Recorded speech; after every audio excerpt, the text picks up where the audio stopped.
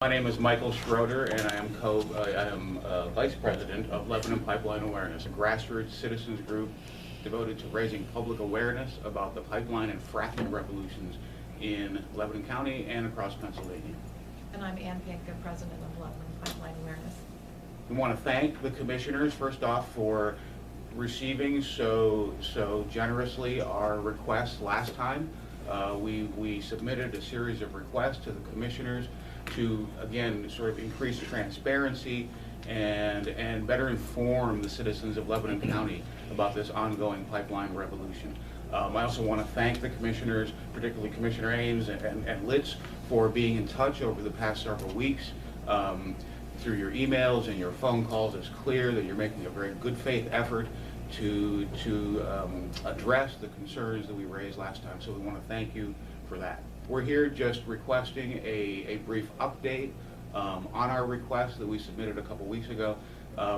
We really appreciate the comments that you made last time that it's not within the commissioner's purview to express outright opposition to or to ban pipelines within the county, but this seems an opportune moment as well to remind the public and the commissioners about our stance, which is that as one becomes increasingly aware of the detrimental effects of pipelines and fracking, that it is our view that one inevitably gravitates toward a position of opposition to pipelines and fracking, given in particular that our neighboring states to the north and to the south, New York State and Maryland State, have both banned fracking within their domain. So we do not see this as a radical position, as an extreme position, but rather we see this in keeping with a much larger movement that is unfolding across the United States.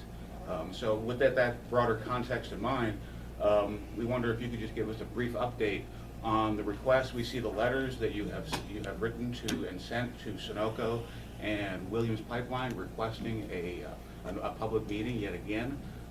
So we appreciate that initiative, and we'd again just like to briefly follow up and ask where things stand. I've had some response from both organizations, and just yesterday I spoke to the gentleman from Sunoco. They have not slammed the door in our face. They are willing at least to consider a meeting. When I last left my conversation with him, he indicated that he would like to have some idea about where this meeting would be held and approximately how many folks would be in attendance, and my response to him was that I would be in contact with you, Mike. I explained the relationship that we have and my trust in you, and hopefully the same trust factor exists on your behalf. Absolutely. So I would like you to think about that. I think in all fairness, these folks don't want to see a mob of 500 people confronting them in an auditorium. They want to be able to fulfill this request made by the commissioners, and they want to do it in a reasonable fashion. I think we need to have some dialogue outside this room about how that meeting might occur, and then we'll get back to Sunoco and possibly be able to set that up. Yeah, I really appreciate those comments, Bill, Commissioner Ames, and again, it is our position that it is reasonable to ask for a public meeting.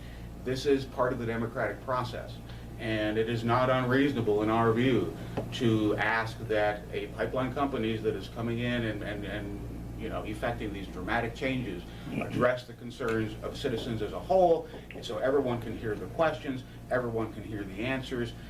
We understand that they would prefer to control the message, to limit the amount of sort of public discourse around these issues, and it is our position that, again, this is not an unreasonable request, that it is in fact eminently reasonable to ask them to hold a public meeting where everyone can hear the answers to the questions.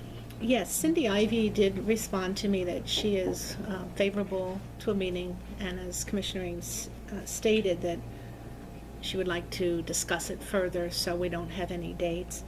But also, two more things. One is that at the County Commissioners Association, I'm on the Energy, Environment, and Land Use Committee as well as the Agricultural Committee, and we have been discussing pipelines for quite some time. And EELU put forth a list of things, working with our planning departments throughout the Commonwealth, that we could jointly embrace to make sure that everyone is informed. And I found it so ironic that many of the things you proposed were on that list. I thought it was a very nice comparison. And within the next 10 days, we will be getting the platform to vote upon. So at that point, if it's favorable, it would become part of our platform that we would lobby for as a statewide commissioners group. So I thought that was important to share with you. And finally, we did get, I forget the number of the form that came through for Williams, and they asked for comment. The Swatara watershed did comment concerning riparian buffers, but I'd also like to request that our planning department review it for compliance with our comprehensive plan and prepare written comments for us to submit as well.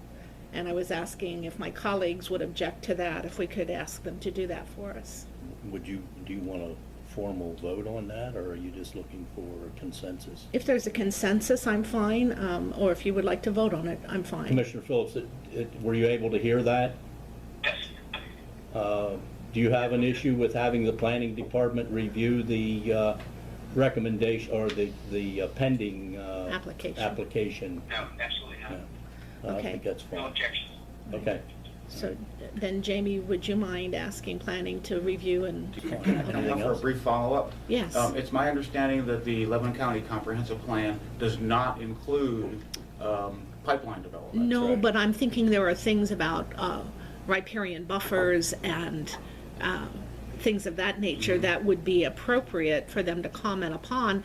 And we had actually somebody from EPA at one of the breakout sessions, and I was able to convey my feelings and observations concerning the fact that pipelines are destroying riparian buffers on the streams, and that the farmers, there's more best management practices being applied by farmers every day.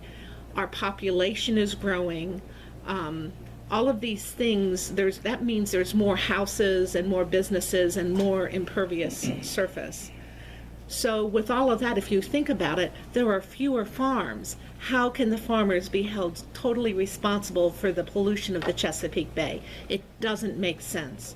And so as we move forward, I ask that they please look at the impacts of, as I canoe the Swatara Creek and I see all of the undercut banks, I ask that they consider where the utilities are crossing, that those banks should be somehow stabilized, whether it's those rubber mats or whether it's the walls like they built our boat ramp out of, where they make seawalls out of that, like Saccrete mix. It's a bags that you put together. There are ways to stabilize the banks.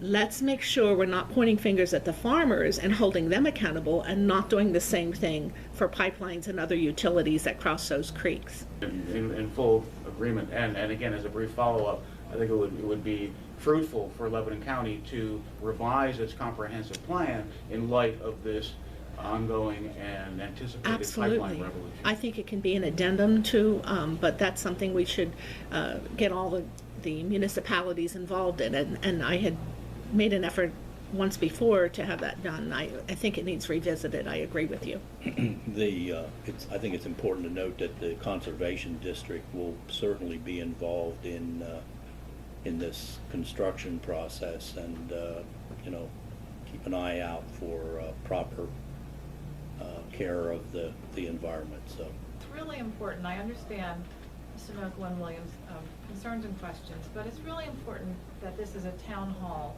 type meeting where people can just ask the questions, that people can hear them. I mean, I don't think that's asking anything unreasonable. I just attended Congressman Dent's town hall meeting yesterday. know, all of our legislators do that. So I feel, again, if they want to come into our county and, you know, build their pipelines, it's only fair that they address the concerns of the people directly. So I just feel that's really important.